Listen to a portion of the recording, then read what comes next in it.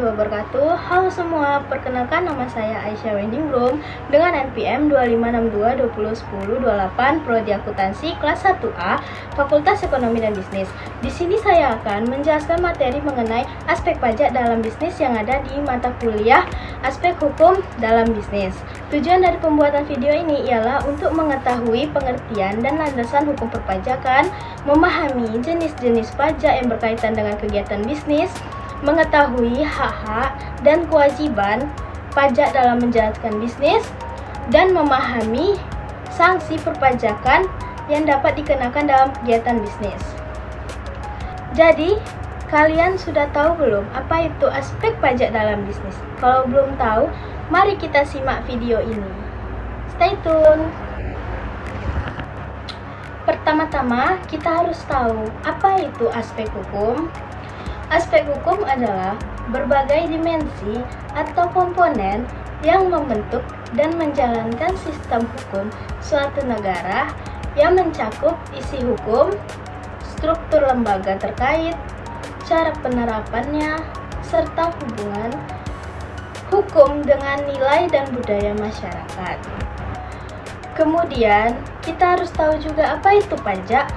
Pajak adalah kontribusi wajib kepada negara yang terutang oleh pribadi atau badan yang bersifat memaksa berdasarkan undang-undang dengan tidak mendapatkan imbalan secara langsung dan digunakan untuk keperluan negara bagi sebesar-besarnya kemakmuran rakyat. Jadi, aspek pajak dalam bisnis itu adalah berbagai dimensi, kewajiban hukum, peraturan, strategi, dan dampak pajak yang memengaruhi aktivitas operasional, keuangan, serta pengambilan keputusan dalam sebuah usaha. Ada pula unsur penting dalam pajak, yaitu kontribusi wajib kepada negara yang bersifat memaksa berdasarkan undang-undang, tidak mendapat imbalan langsung, dan digunakan untuk keperluan negara. Yang kedua, itu ada landasan hukum perpajakan. Landasan hukum perpajakan di Indonesia dimulai dari konstitusi tertinggi, yaitu Undang-Undang Dasar Negara Republik Indonesia tahun 1945. Pasal 23A UUD 1945 menyatakan bahwa pajak dan pengutaan lain yang bersifat memaksa untuk keperluan negara diatur dengan undang-undang. Ketentuan ini memberikan dasar konstitusional bahwa pemungutan pajak harus berdasarkan undang-undang. Yang ketiga itu ada jenis-jenis pajak. Jenis-jenis pajak yang umum yang berkaitan dengan kegiatan bisnis. Yang pertama adalah pajak penghasilan yang biasa disebut PPh. Yaitu adalah pajak yang dikenakan terhadap subjek pajak atas penghasilan yang diterima atau diperoleh dalam tahun pajak. Yang kedua itu adalah pajak pertambahan nilai yang biasa kita sebut PPN. PPN adalah pajak yang dikenakan atas konsumsi barang kena pajak atau BKP atau jasa kena pajak JKP di dalam daerah pabean. Yang ketiga itu pajak penjualan atas barang mewah yang biasa kita sebut PPNBM. PPNBM adalah pajak yang dikenakan atas konsumsi barang kena pajak yang tergolong mewah. Yang keempat, ada pajak bumi dan bangunan yang biasa kita sebut PBB. PBB adalah pajak yang dikenakan atas kepemilikan atau pemanfaatan tanah dan atau bangunan. Selanjutnya ada juga bea materai.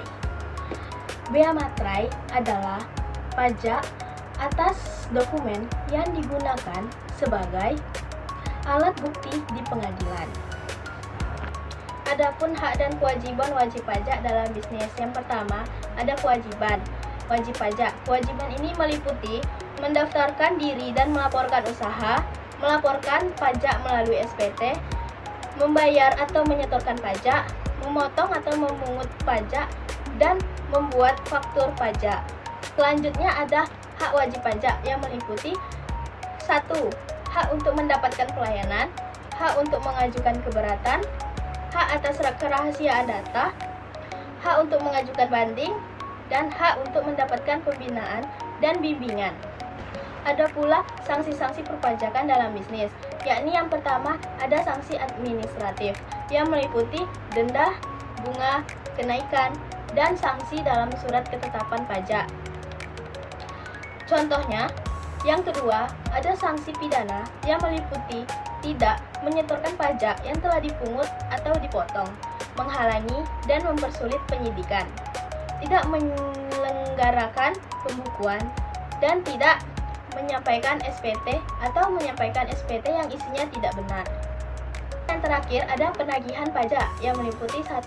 Surat teguran, yang dimana surat peringatan pertama yang diterbitkan oleh KPP apabila wajib pajak tidak melunasi utang pajaknya saat jatuh tempo.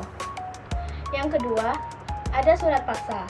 Apabila 21 hari sejak surat teguran diterbitkan, wajib pajak tetap tidak melunasi utang pajaknya. Yang ketiga, surat perintah melaksanakan penyitaan atau SPMP. Apabila setelah 2 kali 24 jam surat paksa diberitahukan utang pajak tidak juga dilunasi, maka dilakukan penyitaan terhadap barang milik penanggung jawab. Dan yang terakhir itu ada lelang. Apabila 14 hari setelah pelaksanaan penyitaan utang masih juga belum dilunasi, maka barang sitaan akan dilelang ke kantor lelang negara. Oke, sekian dulu video kali ini. Jangan lupa like, komen, dan subscribe ya. Sampai ketemu di video berikutnya. Sendiri tanpa kekasih. Sekian, terima kasih. Wabillahi taufiq wal hidayah. Wassalamualaikum warahmatullahi wabarakatuh. See you guys.